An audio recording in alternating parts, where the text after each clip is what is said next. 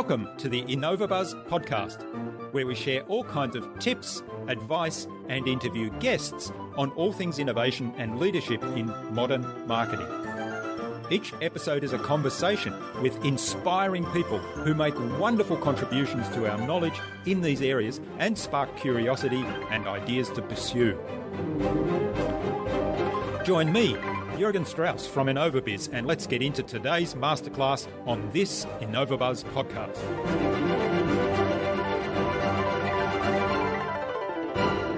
Probably the most important thing is that you need to have emotional awareness. You need to get in touch with your emotions. You need to figure out where and how they're driving you to make some regrettable decisions, because our emotions are all driving us to make some regrettable decisions sometime.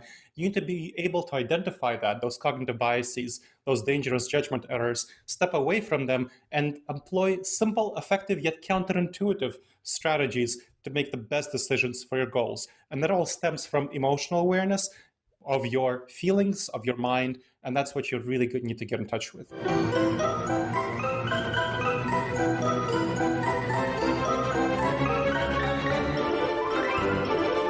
Hi there, Innovator. It's great to be back with another episode. I hope you've had an awesome week so far.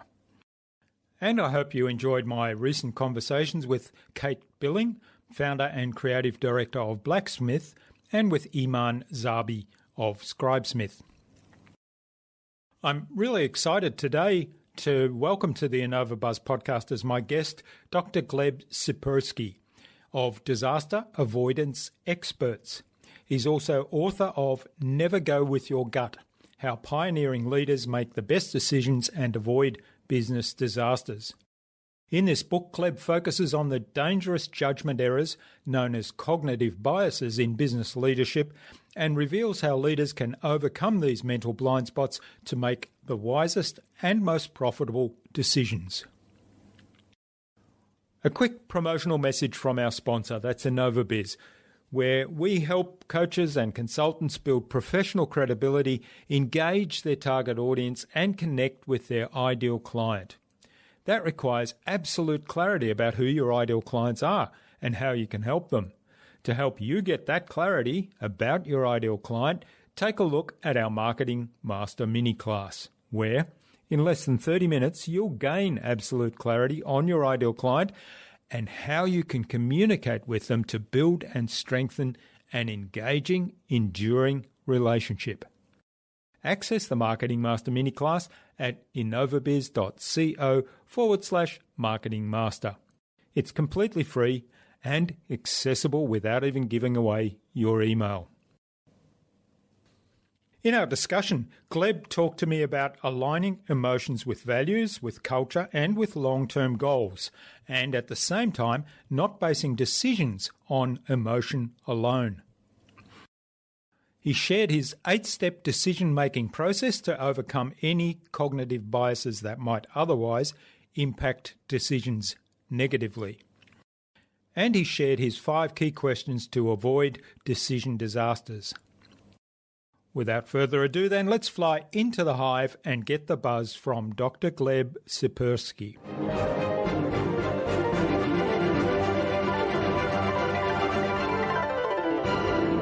Hi, I'm your host, Jürgen Strauss from InnovaBuzz, and I'm really excited to welcome to the InnovaBuzz podcast today from Columbus, Ohio in the USA, Dr. Gleb Tsipursky, who's a cognitive neuroscientist and an expert on behavioral economics and decision-making. Now, welcome to the podcast, Gleb. It's a real privilege to have you as my guest. Thank you, Jürgen. I really appreciate you inviting me. Gleb, now you're the CEO of Disaster Avoidance Experts. You consult, you speak, and you train all around the world. And your latest book is Never Go With Your Gut, How Pioneering Leaders Make the Best Decisions and Avoid Business Disasters. And in that book, you focus on cognitive biases that business leaders have, and you reveal how leaders can overcome these dangerous judgment errors effectively. So I'm really looking forward to exploring that in some more depth with you today. It is a fascinating book, and I certainly recommend that our listener checks that out, and we'll have links to that later on in the show notes, of course. But before we start talking about all things business decisions and judgment and cognitive biases. Tell us a little bit about your own background. How did you get to where you are today, and what were some of the moments that shaped that journey? Well, with my journey, actually, my exploration of decision making began as a kid when I saw my parents making some pretty bad decisions. So Yeah. that's actually what got me really interested in decision making, because I saw my parents fight a lot. They were both gut oriented people. And what does it mean to go with your gut? What does it mean to follow your intuition? It means that when you feel something is true, you do it. When you feel something is true, that means it's right. And then you do it or you believe it and so on. And both my parents were like that. They felt something was true and then they did it. But unfortunately, very often their guts opposed each other. So, for example, my mom liked to have nice clothing. She thought it was important and valuable. My dad was kind of a cheapskate. So, when she would go out and buy a $50 sweater and she'd come home, my dad would yell at her and say, no sweater should cost over $20. And they had a lot of fights like this. That was just like an example of one sort of fight that got out into like a bigger issue. And they had a lot of little conflicts. And already as a kid, I saw that it was harming the relationship. They were stressed, it wasn't helpful, didn't really change behavior. And so I was already wondering, why do they do that? That seems dumb. Yeah. It's not in those quite in those mental words, but that was my feeling that this is wrong. Something's wrong here. But it got really acute when there was this big situation. My dad was a real estate agent, so he had a variable salary based on commissions. And there was this period of about 6 months when he made a lot of money, but he told my mom he made very little money. And he hid this money from my mom and he invested into buying a house elsewhere. I'm sorry, an apartment elsewhere, leasing it out to some people for a couple of years until my mom found out. When she found out, there was a huge, big blowout scandal. She really felt she couldn't trust him, with this sort of monetary issues, very challenging monetary issues. They already had their little conflicts. This was a huge one. And so they actually ended up separating for a while. And I ended up living with my mom, of course, and saw my dad pretty rarely for a while until they reconciled, but she could never really trust him again. And that really shaped me as a kid. That really got my attention and really told me that, hey, my adults aren't gods, my parents aren't gods, and they make some pretty terrible decisions, financially speaking. And that made me really want to learn this. So at the same time, as I was growing up, this was in my early teenage years. I was born in 81. So I came of age around the dot-com boom, when the companies like Webvan, Pets.com, Boo.com were really booming and tech leaders were partying like it's 1999, for those who remember that Prince song. I mean, maybe that ages me. But anyway, just a couple of years later, after the partying in 2002 was the dot-com bust, when all of those business leaders of these companies who were in the front pages of the Wall Street Journal for the right reasons in 1999 were now there for the wrong reasons in 2002. So I saw how people who are heroes of tech industry can go to become zeros. I mean, we have some examples of that. Look at Adam Newman at WeWork, going from hero to zero, and we can talk about that. So even worse were the people who used malicious accounting fraud to hide their losses from the dot-com boom. I'm talking about Enron, Tyco, WorldCom, the leaders of these companies, some of which don't exist right now because of that. Unfortunately, I mean, the tech leaders had a lot of bad decisions that weren't malicious. And there were a number of bad decisions. We can go into that and explore it. But the leaders of Enron, WorldCom, and Tyco used maliciously bad decision-making to hide their losses through accounting fraud. And it was so dumb. It was so completely irrational.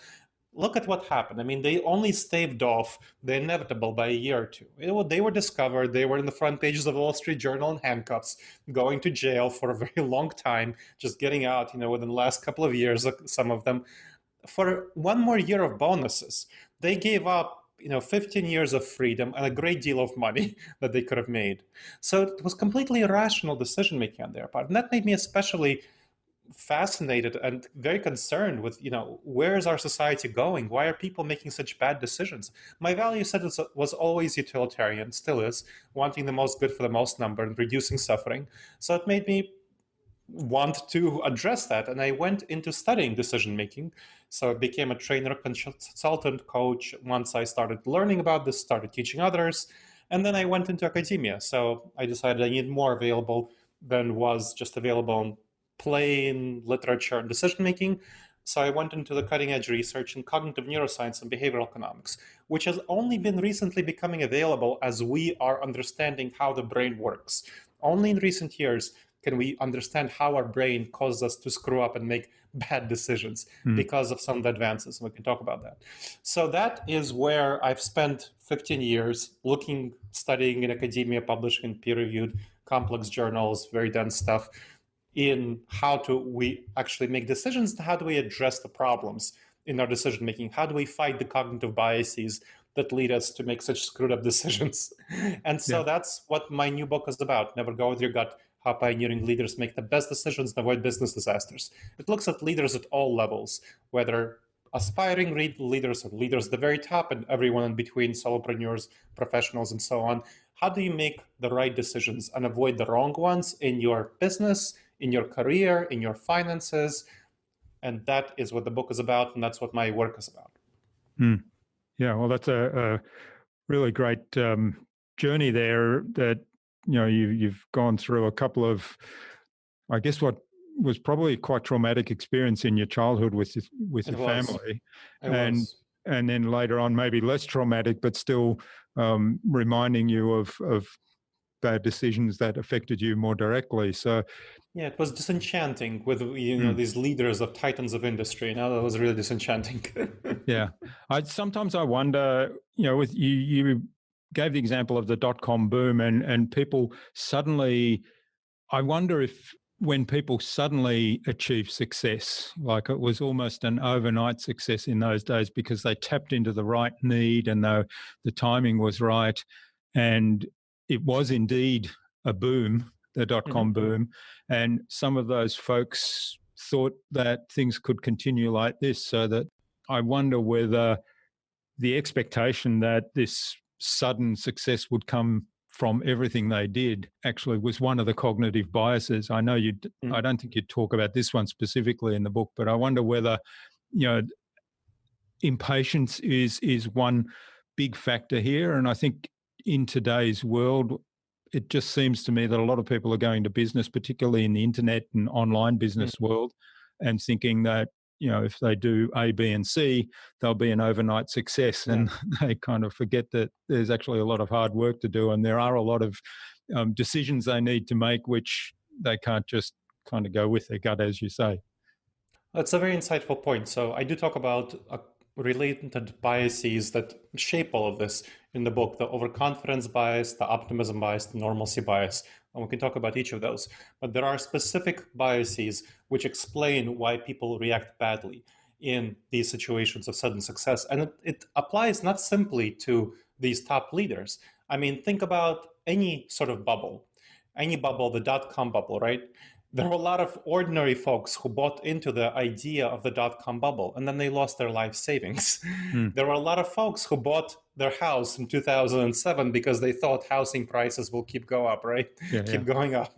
Same sort of thing. Right now, a lot of people are buying stocks because they think, we have a bull market that must keep going up, and therefore they are going to eventually get in a tough situation because of this. So this is a constant aspect of human decision making where smart investors like Warren Buffett and others who go against the herd make a lot of smart decisions, and they take advantage of people who are making bad decisions by jumping on the bandwagon and thinking that everything will be good and fine in the future. So this is one of the cognitive biases that leads to this. Is actually something I suffer from quite a lot. And so I'm going to be honest here. My biggest weakness for me is called the optimism bias. And this is a weakness for many people who are entrepreneurial like I am. So I'm an entrepreneur. I run a company, Disaster Avoidance Experts, like you mentioned, of 6 people doing training, consulting, and coaching. And many entrepreneurs, many leaders who are the top level, are actually quite optimistic. They see the grass as green on the other side of the hill, whether it's green or yellow. They see that they have exaggerated expectations about the future, which helps them inspire people, but also cause them to make the wrong decisions about the future. They have exaggerated expectations about other people, which helps, again, uplift those people, but also cause a great deal of conflicts as a result with these people. They are risk blind, so they will take some opportunities that they really shouldn't take. And sometimes they'll strike lucky, very often they won't.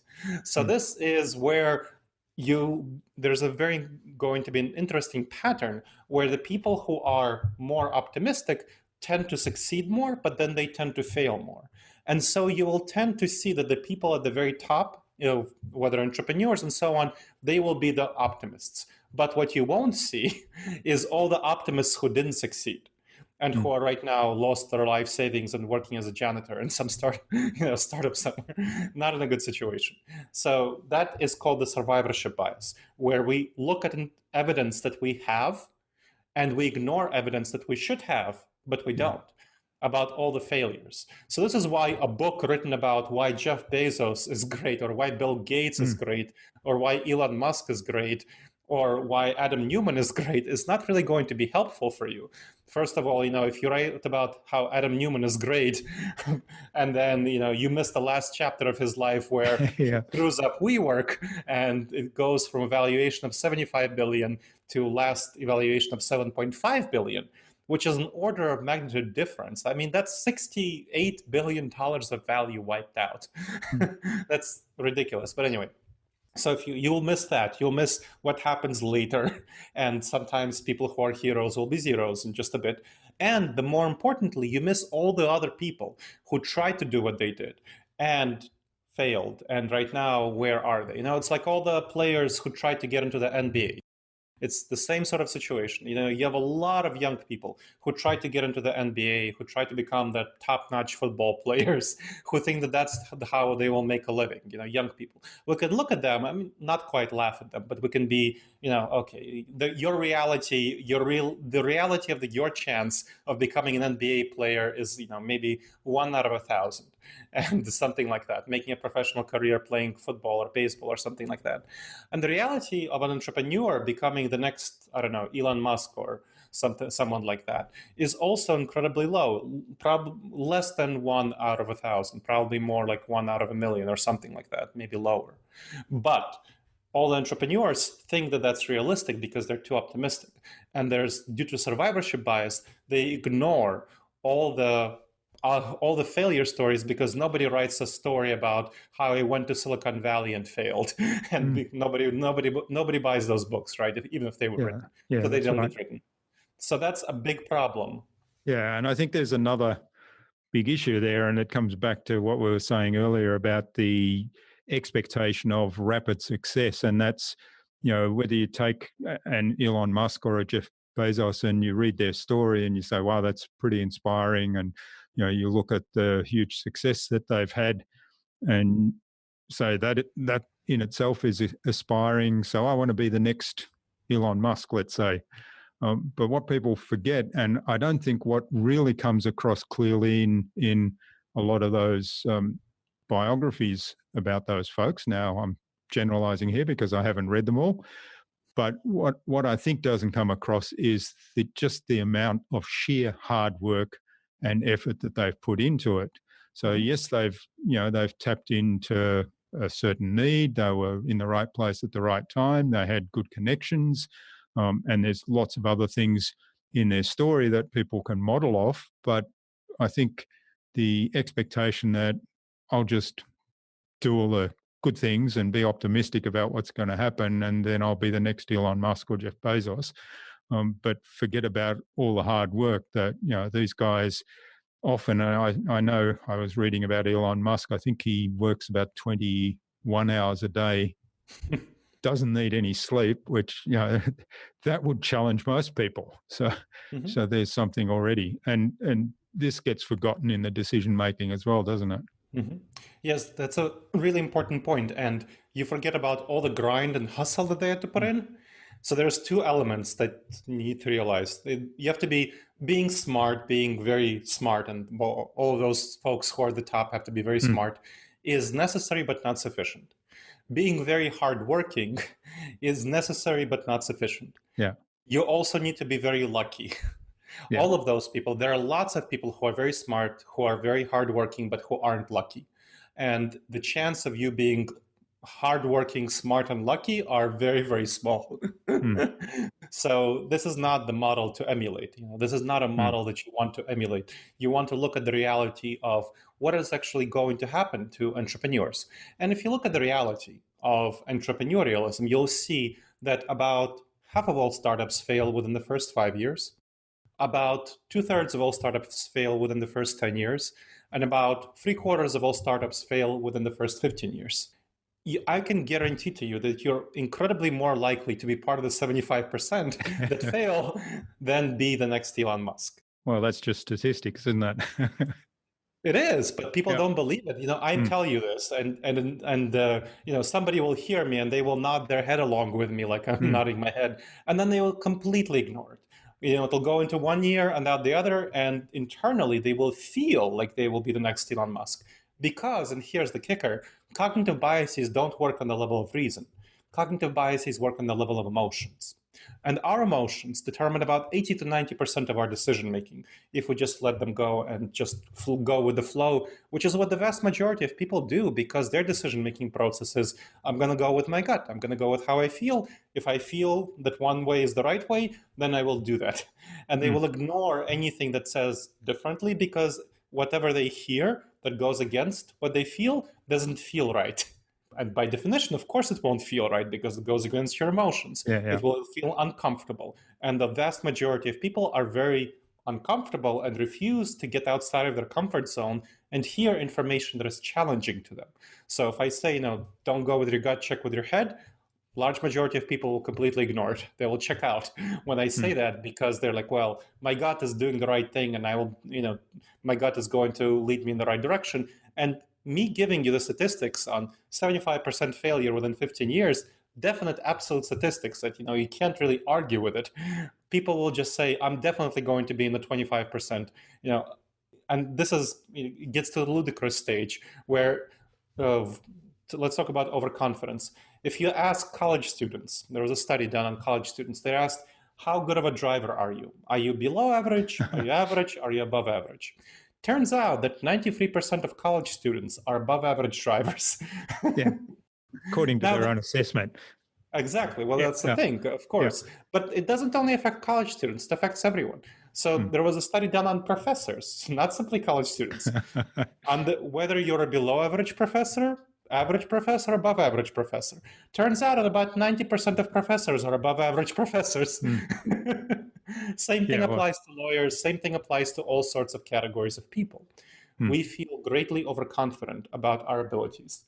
And that is a big, big danger, because we're much more likely to be in the 75% than in the, 0.001% of Elon Musk. So that's a fascinating observation. And I was listening to a podcast the other day from Oscar Trimboli, who is the host of the Deep Listening podcast, and he's been on the InnovaBuzz podcast as my guest as well. And he quotes similar things. So he says, everybody thinks they're an above average driver. Everybody thinks they're above average intelligence. Everybody thinks, and this is his point because he's focused on deep listening. So everybody thinks they're a really good listener. And yet, it's kind of skewed, because that can't be right. I mean, at least half the population must be below average. Otherwise, it wouldn't be an average. Yep. So that there's that overconfidence. I would like to go back, because one of the things you mentioned was that a lot of our decisions are based on emotion, which is kind of I guess one way of putting going with your gut. How do you feel about that? And there's various decision-making processes that different people have. And a lot of the time, the decision-making is influenced by emotion, but the question is, where does that come in? A lot of people do make decisions based on emotion first, and then they go through some sort of process of rationalizing that decision with facts and statistics.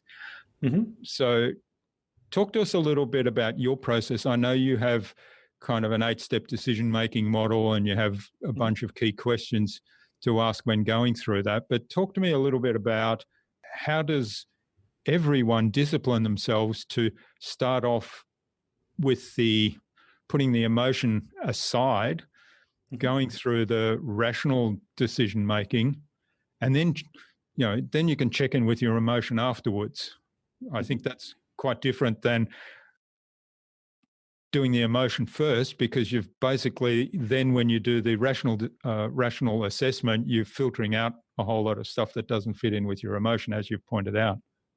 Yeah, I think you're very much right. It's very important to avoid the rationalization, because exactly what happens is what you identified. We tend to not notice, without noticing this, we make the decision already. One of the biggest problems, let's say, with interviews, is when you have just an interview that's unstructured interview, when you have one person talking to another for an employment interview, we have extensive evidence that does not work in actually having a good hire, because there are some people who are great at doing interviews and who are very bad at the job, and vice versa. So who are very good at the job, bad at interviews. But when you do an interview with someone, what you'd get is whether you click with this person, not whether you will work well together. And very often, the people we click with are exactly the wrong people for us to work with. I click with other optimists because I'm optimistic. Yeah. Now, what happens if I'm surrounded by optimists? That means that every one of us just has like 20 ideas before breakfast, and every one of us has their head in the clouds. And that's terrible for a business, because you're just going in all different directions and you're building up each other's optimism, and you don't have a filter for actually figuring out which ideas are workable. So the best people for me to work with are pessimists, where I have 20 ideas before breakfast. Pessimists are terrible at coming up with ideas. They are great at evaluating ideas. So I give them the 20 ideas, and they say, maybe these 3 are workable. Here are 20 have baked potatoes. These are who are finishing baking. And then they evaluate the ideas, they improve them, and they take them forward into something that will actually make a sizable impact in the future, whether it's marketing, content, or whatnot. So that is the way that you want to work. You want to surround yourself by different people, but that's not what happens when you just let your intuitions lead, when you let your emotions lead. So it's just one example of where people make big mistakes. So what you should do instead is make sure that your emotions determine your long-term values and goals. So what do you want to achieve? What's your sense of meaning and purpose? What do you value? That's where your emotions are in place. So that is the key area for your emotions. What kind of values do you have? But how you get to them, that's for your goals. For how do you achieve your goals? That's for your reason. That's for your rationality. That's for your logic. And there are 2 methods that I want to share. One is for quick decision-making in the moment on any sort of thing that you don't want to screw up in everyday decisions, whether you're writing an important email to a client or you're preparing for an important meeting, something like this. Any of these things, whether you're writing important articles, anything that you're doing, important marketing thing, but not something that's major, not something that's life-changing, not for making a key hire. It's not for deciding on the next big product for your company, not for deciding on a critical supplier. So these are the 5 questions you want to ask for any everyday decision that you don't want to screw up. So what you're doing is taking out problems, minimizing risks. You're not maximizing success. You're just getting to a good enough decision. And the first question that you want to ask about any decision you don't want to screw up, that you want to make sure it's good enough, is what important information haven't I yet fully considered? So what evidence haven't you taken into account? The reason to ask this is that we tend to look for evidence that confirms our beliefs and ignore evidence that doesn't. That's called the confirmation bias. So you want to go against that. You want to specifically look for evidence that goes against your preferred choice. Try to disconfirm your preferred choice. Try to show that you're wrong. And if you can't show that you're wrong, you're great. But if you can show that you're wrong, that's very important, because then you'll revise your plan going forward. So, second, what dangerous judgment errors haven't I yet addressed? So there are over 100 cognitive biases out there. You can take a look at the list of cognitive biases in Wikipedia. And of course, my book, Never Go With Your Gut, How Pioneering Leaders Make the Best Decisions and Avoid Business Disasters, looks at the 30 most dangerous ones in business, career, and finances, and how you can address them effectively. And there will be different ones applying to different situations. So if you're doing risk assessment, optimism and pessimism are going to be big ones. If you're looking at information, confirmation bias, survivorship bias will be important. Third, what would a trusted and objective advisor tell you to do? So think about someone who's a trusted and objective advisor to you. What would they suggest you do? What would that little angel on your shoulder tell you to do? You get about 50% of the benefit by asking this question, just by asking it, because you take yourself outside of yourself. You think about it from the perspective of, what would you tell a friend to do about the situation? And of course, you get the other 50% of the benefit by calling this person, or if you're a millennial, texting this person. Next. Fourth question, how have you addressed all the ways this could fail? So let's talk about email to a client. What if your client is in a bad mood? Think about what would happen if they read your email from a hostile perspective. So try to, after you write the email, read it from a hostile perspective and revise it accordingly so that all the ambiguities can be taken out.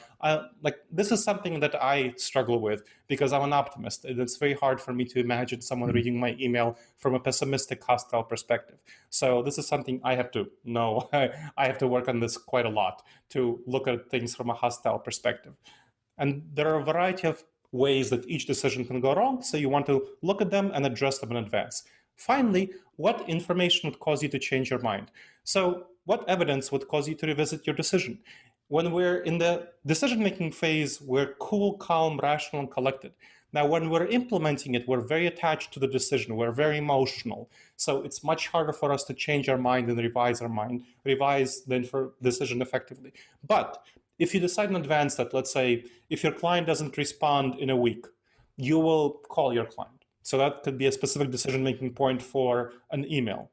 That way, you won't spend a week or more biting your nails and waiting for what your client will think about the important email. You just let it go, and you go forward with whatever else you're doing, and then you know that in a week you have a revision point. Now, these are the 5 questions that for avoiding risks, making good enough decisions. There is a separate 8-step model, which I will take a pause before going to, for any major decision that you want to not simply make good enough, but that you really want to squeeze maximum value out of it because it will be seriously impactful for the long-term future. I guess one of the things that struck me when I was reading through the book and read those 5 questions, if your emotion so let's say you've written an email and it's come from kind of, here's what I feel, I'm just going to put it out there, send this proposal, whatever it might be, and then come back and read those questions. How do you overcome the filters that are already now, or how do I overcome the filters that are already now in my mind when I then ask myself those questions? Because if I start off, what important information did I not consider? Well, I didn't consider it before, so how am I going to see it now? What judgment errors didn't I address? So how am I going to see those now because I'm asking myself these questions? Trusted an objective advisor, I can see the value in that, particularly if you actually talk to the trusted and objective advisor, because they don't have your biases. So I can see the value in that. But I guess my question is, how do you break through that barrier of, here are my biases, and so how am I going to answer myself honestly with these questions and not be filtered through those biases? So that's a very important point. Because ideally, you would ask these questions before you get to the decision. These are the questions you ask before you make the decision. Because when you make it already, when you have written the email, it's much harder to pull away your emotions from the already written email. So this is why it's very important to ask these questions before you make the decision. Now, some of these questions will still be applicable. Let's say you made the decision, you wrote the email, and then you're like, I need to ask myself these 5 questions. So you want to go back and look at the email and say, okay, what information haven't I considered? Oh, maybe I haven't considered, what's going on with my client. Let me go on LinkedIn, check, their LinkedIn profile. Maybe they posted something about what's going on with them recently. So let me look at that information. So that might be something that you can go through and look at information that you haven't yet considered that might be relevant to the situation. Now, what way can you address all the ways this email could fail? You could still rewrite it. You could still revise it. You could still think about, here are ways that this email could fail. So let me take let me take some time to revise it and so on. And of course, you can still send this email to a trusted and objective advisor and have them read it and give you feedback on it. So that you can still get on some of the benefit of these questions, but of course, ideally you would ask them beforehand. So what I have is I have my clients and other people who read the book, what they generally do is that they print out the 5 questions and they have it on the table in front of them when they're doing their work and so on as a visual reminder to ask themselves before email, whatever scheduling, so on, because of course we do most of our work in front of our computers now. So that's a very good reminder just to visually have those 5 quick questions. And it takes only a couple of minutes to ask these questions. It can save you many hours and many thousands of dollars if you don't ask those questions. Yeah, that's a good point to kind of begin with the questions rather than with the decision, with an emotional decision. All right. So now you mentioned the 8-step decision-making model for something that's a bigger decision, like let's say you want to purchase a house if it's a personal thing, or move offices, or put a serious proposal in that involves a lot of upfront investment before you actually realize the benefit or the income from that. So what is that 8-step process and how does that work? So first, what you want to do is identify the need for a decision to be made. And this is an important question because a lot of us don't identify the need for a decision to be made. So you talked about, let's say, moving an office. I've seen a lot of small entrepreneurs who have stayed way too long at their office, even when they have overgrown the needs of the office. It gets all stacked, it gets all piled up. There are more people in the office that can reasonably fit into it, but they still don't move because they're still busy with their everyday things, and they don't really take the steps to evaluate their physical space needs and address the problem, which is a pretty serious problem of moving. So that's one example that you want to think about. When do you want the decision to be made? Let's take another example. Let's say somebody is sort of stuck in a dead-end job. I've had a coaching client I was speaking to who got passed over for promotion time and time again. And there are a number of reasons. She doesn't have a college degree. She got to her place by skills, and she's worried about people with a college degree who are younger, who are getting hired above her. So we talked about how her skills are a good fit potentially for starting her own business or finding a different job elsewhere, but she's really worried about making the jump. And I'm pointing out to her that what would happen if she stayed in this position for 5 more years? Where does she imagine herself being 5 more years from now? And she really couldn't imagine herself in this position. She just had this visceral, very negative reaction to the idea of staying in this position for 5 more years. But if she just keeps doing what she's doing, I pointed out, she will stay here. She will not move. She will not change anything. And that really helped her understand that she's not making the decision that she needs to make that would help get her to her goals in 5 years from now. So those are examples of where you need to identify the need for a decision to be made. Next, gather relevant information from a variety of perspectives on the question at hand, especially people with whom you disagree. So if I'm an optimist, I should gather information from pessimists. If you're a pessimist, make sure to gather information from optimists. You want information that you don't consider that will disconfirm your biases. So go against your biases, go against your intuitions. You don't have to listen to the optimists or the pessimists, but you want to consider that information. You want to have that information as part of your analysis and give it more weight than you intuitively would. Now then, you want to decide on the goals you want to reach. Paint a vision of the outcome that you want to achieve. If you're going to be, let's say, moving your office, what kind of an outcome do you want to achieve?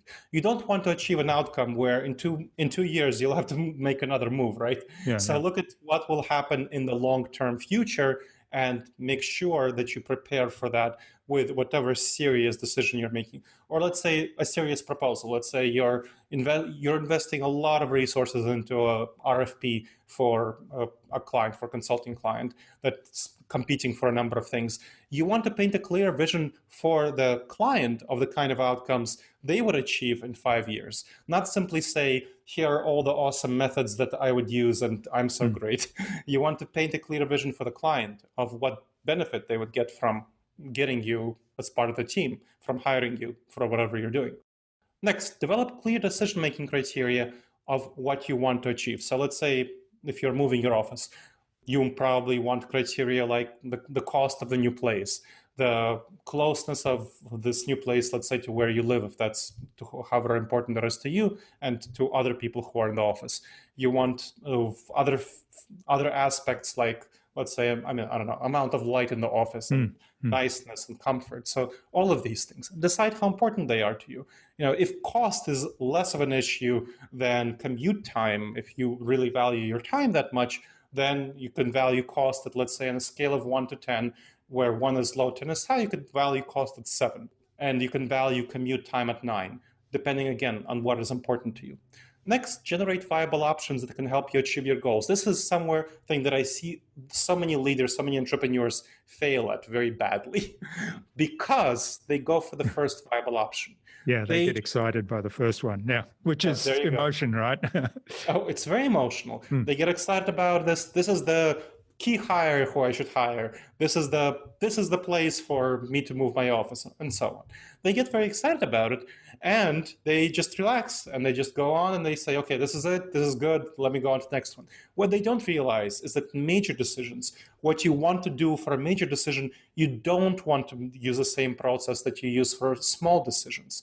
They use the same process. They go for a good enough decision, and they don't realize that this is a bad time for a good enough decision. This is not the right time for this process, for the good enough decision. You want to make as good a decision as possible. You want to make it as close to perfect as possible, because think of all the impact that you will have from the space that you choose where your office will be for the next 20 years. It will shape. So let's say your commute. If you have a commute difference of, let's say, 5 minutes each way, that's 10 minutes a day. Now, what is 10 minutes a day to you? Let's say, that means, let's say, go to the office 5 days a week. That's 50 minutes a week. And that's, of course, 2,500 minutes per year. So that's a lot of time difference for, even if it's a 5-minute difference in commute. So you want to really think about these things, and they add up over time. And of course, 2,500 over 20 years is going to be, 50,000. So that's going to be a lot. You want to make sure that you evaluate the difference and evaluate the outcome over the long-term period. So, and then you want to have that variety of options, and you want to have at least 5 viable options that you can compare. And then you can compare them on your criteria. So some places will be closer for your commute. Let's say importance of that. Some places will be more sunny and more comfortable. Some places will cost less. So you want to evaluate them on the criteria that you chose and weigh them, comparing the criteria. If a place is 5 minutes away, but it costs twice as much, then you want to think about how much is that worth it for, the cost that it will be over 20 years versus the 50,000 minutes that you would save for a closer place. So you want to weigh these things. You want to monetize them ideally. Then the next step, this is step 7, you implement the option you chose. Now, there are 2 steps to this one. One is the failure, avoiding failure. So think about all the ways this could fail, this decision for a new office, all the ways it could fail, and address them in advance. Maybe you want to, scope out the place at night and make sure there aren't problems or drug dealing going on there. I don't know. Maybe check it out, make sure there aren't barking dogs by there at odd hours when you plan to be working, for example, and other things like this. So that's the first part. You want to avoid failure, address all the problems and in advance. The next part that you want to make sure, and this is what you want to do, you want to maximize success. So think about all the reasons that this might be much more awesome than you think it would. So let's say you choose a place and it turns out to be really great because it aligns with the future of your business for the next 15 years, 20 years, whatever. It turns out to be a very good fit for some reason for the future. Maybe you have a logistics business and you have more business coming to the area, and so you buy a place larger than you anticipated, but it really works out. So think about all the reasons why this might succeed and address all the potential for success. So let's say you buy a place that is currently not close to you for the new office, but you plan to move closer to it. So that's another way that you can address this issue. So that will you want to maximize success, you'll lower your commute. And finally, this is really important for those large decisions, less important for the good enough decisions that I talked through last time, previously, but this is incredibly important for the large decisions. You want to have clear metrics for evaluating the success of your decision. So what would it mean for an office to be really successful?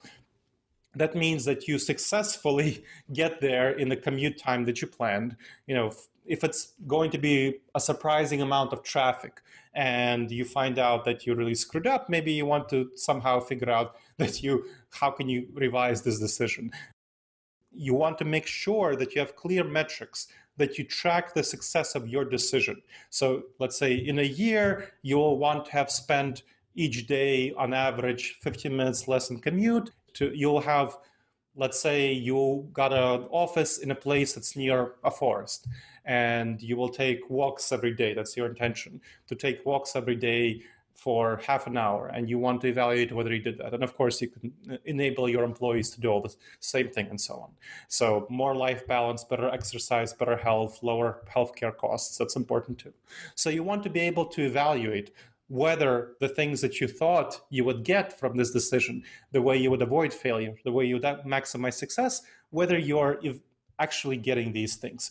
And you have an opportunity to revise things as you go forward, depending on the decision. It's kind of harder to revise moving an office, but it's easier to revise making a key hire or something like that, because you can retrain this person, give them professional development over time.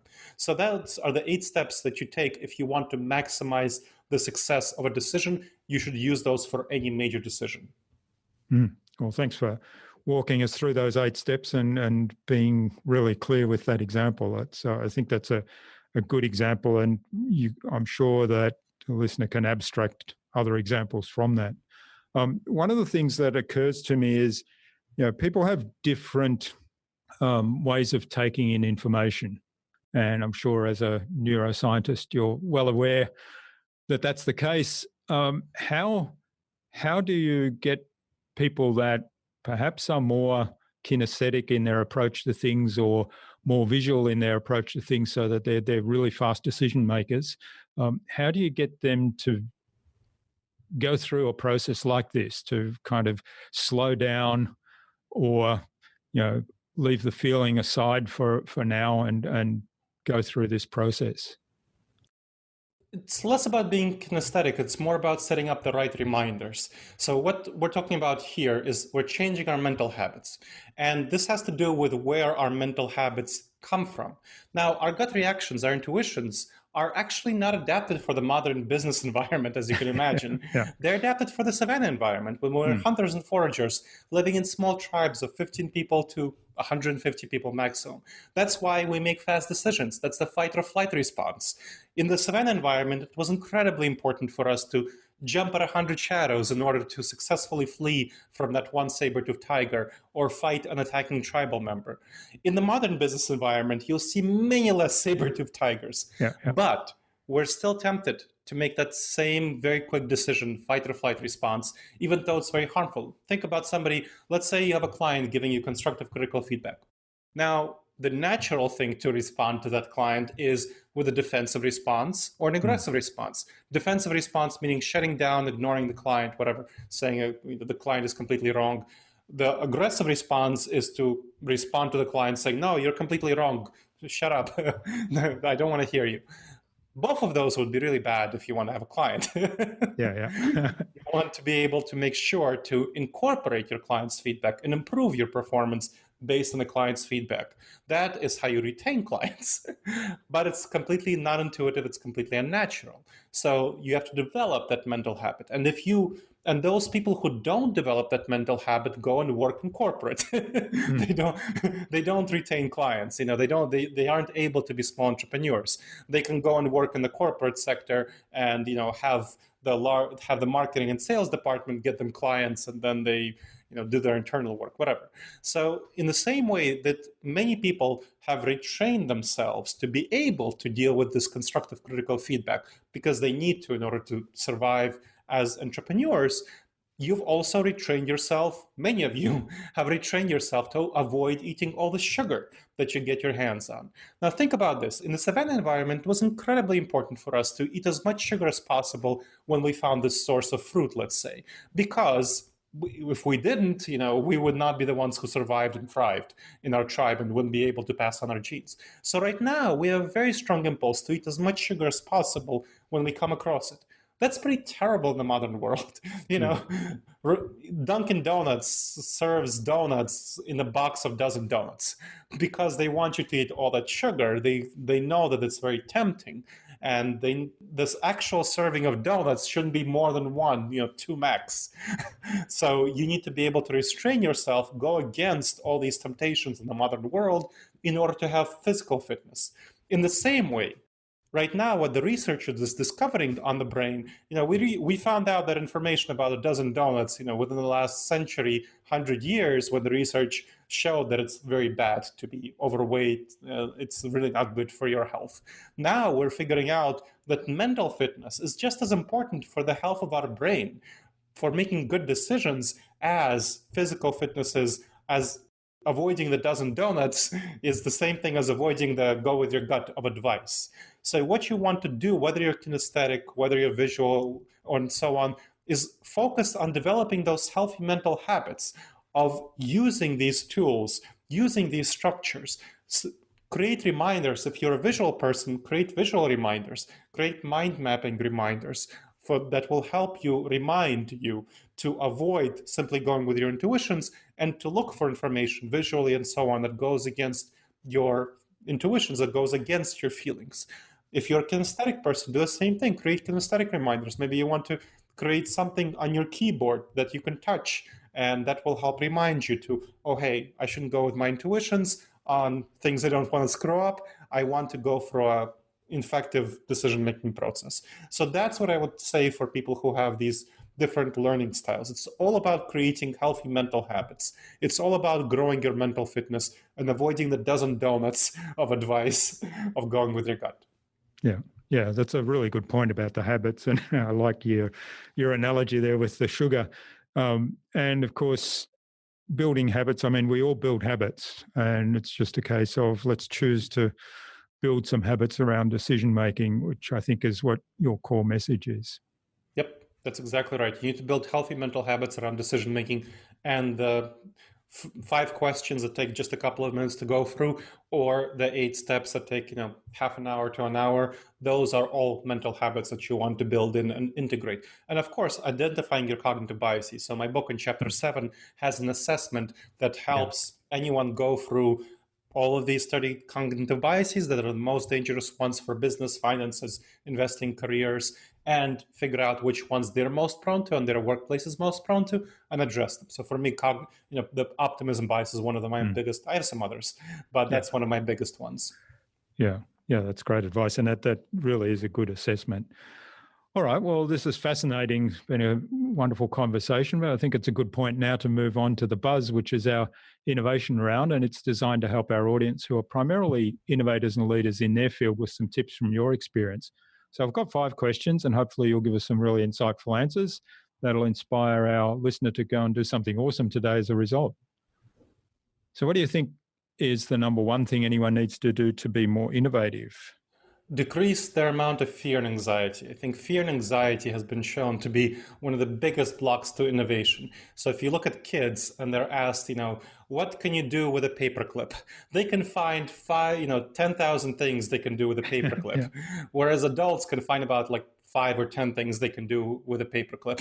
So because they're afraid of looking foolish, they're anxious about it. So you want to decrease your fear and anxiety if you're going to be innovative and create innovative products, innovative solutions, innovative ideas. Yeah, the paperclip exercise is always a good one, isn't it? We've done that quite a lot in my corporate days and training things. And yeah, it's always amazing how few things some people come up with, but then also how way out of the box some ideas are that you think, well, why didn't I think of that? Yeah, those would tend to be the more of the optimistic people who are less fearful. All right, now what's the best thing you've done to develop new ideas? I've made sure to work with pessimists because, again, I have 20 ideas before breakfast and they all seem brilliant to me. And that's dumb. They're not all brilliant. I know that rationally, but my emotions, my intuitions feel that they're all brilliant. So I make sure to work with pessimists and run my ideas by them to actually make sure that whatever ideas I develop and take to the next stage from, half baked potatoes to more baked potatoes are worthwhile. Yeah, I love that. The idea of having people that think a little bit differently than you and running ideas by them so that they can challenge those ideas, and often that'll improve the ideas. Or as you say, if you've got 20 before breakfast, filter out the best ones, because often if you focus on 20, you're probably not going to succeed with any of them, even if 10 of them are good ideas. And they're not. All right. Now, do you have a favorite resource you use a lot?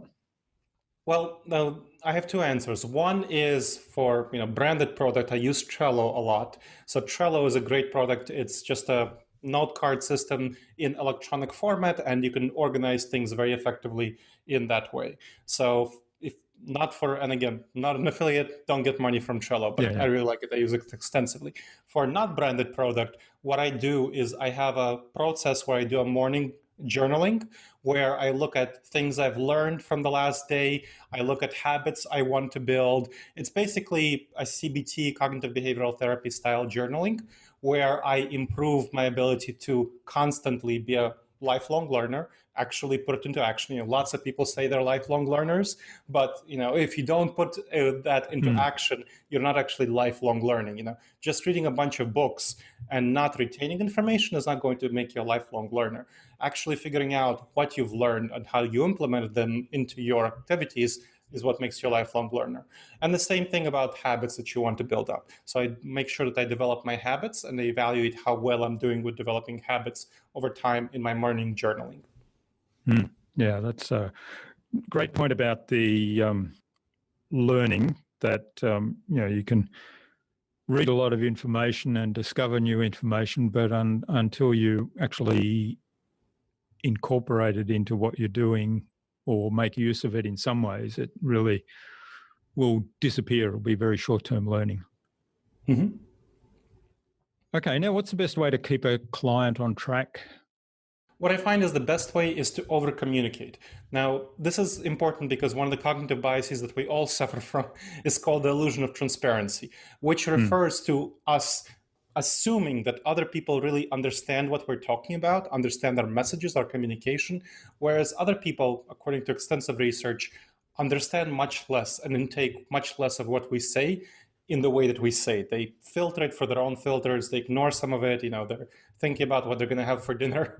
So what you need to do, what I find I need to do to keep a client on track and going forward with my coaching clients, consulting clients, is to over-communicate, make sure that I ask them whether they actually understood what I'm trying to say, not quite in those words, but asking them to, hey, what did you take away from what I'm sharing? And I try to figure out whether they actually took away what I think I would like them to take away or not. So making sure to over-communicate and check on the reception of my message has been the most important thing I find. Yeah, that's great advice. Yes, I think we often ignore the fact that the way we communicate actually is what determines how people hear us, and fail to take responsibility for that. Okay, now what's the number one thing you think anyone can do to differentiate themselves? This might seem a little cliche, but I want to encourage people to align their motivations, their emotions with what they're doing. So and the thing that you want to figure out and remember is that your emotions are flexible and changeable. You can shift your emotions over time if they don't align with the kind of things that you would like to accomplish in the world rationally. But if you don't align your emotions, your values, your feelings together with what you're doing in your professional life, then eventually you're going to get burned out. And that's a big problem that increasing numbers of people are suffering from. If you don't find meaning, if you don't find purpose in what you're doing, if you don't find that sense of fulfillment. So I think what you want to do is make sure that you find that overlap between something that is emotionally fulfilling and satisfying to you at the same time that it is actually financially productive. And remember, again, you can shift your emotions, you can change your emotions, but you want to make sure that you find that overlap effectively and that you do the things that will help you be fulfilled over time in the long term, because you will not really have a happy life if you don't. And this is one of the things that something that you mentioned, I want to make sure to bring up about Elon Musk and Jeff Bezos and other people like that. Often what happens with those people is that their personal life is very unhappy. And Elon Musk's personal life has been struggle. I mean, Jeff Bezos is, he just went for a pretty terrible divorce. So how much is their wealth worth to them as opposed to their personal life and happiness? So you want to make sure that whatever you're doing is something that's fulfilling for you and that you balance your personal life with your professional life. Yeah, I think that's a really important point. And it kind of comes back to aligning everything with your values. And you mentioned that we can change emotion. So, I mean, a good example of that is if I wake up one day and I feel sad, I can choose to feel happy very quickly. But if I'm about to head into a work or a meeting that is totally misaligned with my own values, then of course it's going to be much harder for me to change that emotion from sad to happy. Yes. Yeah, changing your emotion from sad to happy is possible in the moment, but if you have systematic causes that cause you to be sad, you will gradually sap away at the willpower that enables you to change your mood from sadness to happiness. So you want to make sure to take care of those systematic causes, or you should change what you're doing to make sure that those systematic causes that cause you to be unhappy are not actually there. Yeah, address the environment. Okay, and this is important for mental health, which we talked a little bit about earlier as well. Absolutely. All right, well, this has been a fascinating discussion, Gleb. Thanks for sharing all this with us. Now, where can people find out more about you and also get a hold of the book? Well, my book, Never Go With Your Gut, How Pioneering Leaders Make the Best Decisions and Avoid Business Disasters, was published by a great traditional publisher called Career Press. So it's available in physical form in bookstores everywhere, your local Barnes & Noble, university bookstores, indie bookstores, and of course online on Amazon, again, Barnes & Noble, Books A Million, wherever you get your books. You can check out my work at disasteravoidanceexperts.com. Again, disasteravoidanceexperts.com. There's articles, blogs, videos, podcasts, decision aids, manuals, assessments, online courses, consulting, coaching, and training services available. Make sure that you also check out a free 8 video-based module course. So 8 video-based modules on decision-making 101 called the Wise Decision Maker course on disaster avoidance experts/subscribe. Again, disaster avoidance experts/subscribe, free 8 video-based module course. And finally, if you have any questions about anything I've shared, please ask me. I'm quite active on LinkedIn, so connect with me there. Dr. Gleb Tsipursky, GLEB TSIPURSKY. Great. And we'll have all those links in the show notes so people can jump straight through. And also the book is available on Audible as well for those people that are, like me, fans of Audible. So I actually listened to the whole book as well as read sections of it while I was listening. Excellent. Yep. All right. So is there a single piece of advice you'd like to leave our listener in regards to being a leader in their field and in innovation? Probably the most important thing is that you need to have emotional awareness. You need to get in touch with your emotions. You need to figure out where and how they're driving you to make some regrettable decisions, because our emotions are all driving us to make some regrettable decisions sometime. You need to be able to identify that, those cognitive biases, those dangerous judgment errors, step away from them and employ simple, effective, yet counterintuitive strategies to make the best decisions for your goals. And that all stems from emotional awareness of your feelings, of your mind, and that's what you really need to get in touch with. Great advice. And it links in really well with what we've been talking about throughout the episode in terms of decision making and making sure you don't make decisions based solely on emotion and then try to rationalize. Yes. All right. Well, finally, Gleb, who would you like me to chat with on a future InnovaBuzz podcast and why? Oh, I'd like you to chat with people who are experts in decision making and in emotional intelligence. So, for example, in decision making, there are a number of people like Daniel Kahneman who are very prominent in expertise in decision making. There are a number of people like Daniel Kahneman who are experts in emotional intelligence, because I think those are areas that not nearly enough entrepreneurs, not nearly enough people who are experts in marketing, they don't really think about these areas. And they really should be thinking about these areas much more, because these are skills that are applicable across all domains. And your growth in those skills will help you not only in business, but in life areas as well. I mean, in your relationships, in your marriage, you touched on it very briefly, but my next book, The Blind Spots Between Us, talks about relationships, personal and professional ones, how emotional intelligence and decision-making skills are incredibly important for those areas. So it will help you in all life areas, not simply business. And those are folks I think it would be great for you to speak more with. Okay, sounds good. So we'll reach out to both of those Daniels and see whether we can have them join us on the InnovaBuzz podcast as well. So thanks again for sharing your time and your insights with us so generously. And thanks for walking us through your 8-step process and the 5 key questions we can use for the quick decisions that are perhaps not life-changing, but the 8-step process for the ones that are life-changing, to make sure that we don't simply go with our gut and get bitten. So I wish you all the best for the future, Gleb, and let's keep in touch. Thank you so much for having me on the podcast. It's been a pleasure.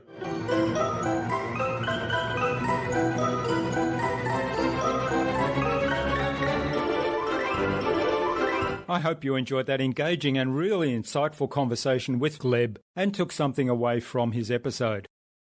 Gleb gave us many tips on how to consider as much information as possible prior to any decision and getting different points of view than just your own, particularly if those views might contradict yours. I'd love to know what you took away from Gleb's episode. Leave a comment below the blog post, which you can find at innovabiz.co/Gleb Tsipursky. That is GLEB TSIPURSKY. All lowercase, all one word, don't forget the silent T. innovabiz.co/Gleb Tsipursky. You'll also find contact information for getting in touch with Gleb there, as well as links to the Disaster Avoidance Experts website, the book, his LinkedIn profile, and the video course Gleb mentioned on our discussion, as well as the other resources that we spoke about.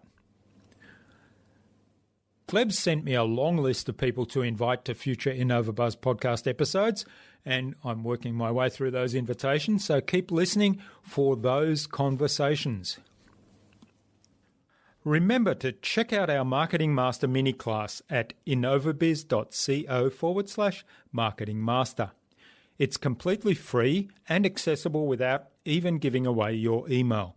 But most importantly, it will enable you in less than 30 minutes to gain absolute clarity about who your ideal client is and how you can communicate with them to build and strengthen an engaging, enduring relationship.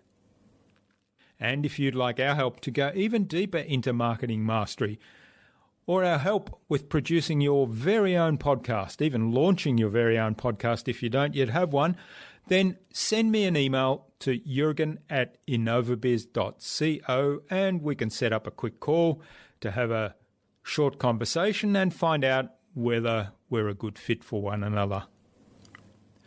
Tune in again to the next episodes of the InnovaBuzz podcast. We've got some more fantastic guests lined up, including Sarah McIntyre of Bright Inbound and Kathy Sallet from Performance of a Lifetime. Stay connected with us by subscribing to the InnovaBuzz podcast at innovabuzz.com/subscribe. innovabuzz.com/subscribe. Make sure you never miss another episode. It would also mean a lot to me if you leave us a review, because what you think matters. I'd love to hear your thoughts, your ideas, your suggestions, or questions you have, so go ahead and share them in the comments below the blog post for this episode. Until next time, I'm Jürgen Strauss from InnovaBuzz. Remember, be awesome and keep innovating.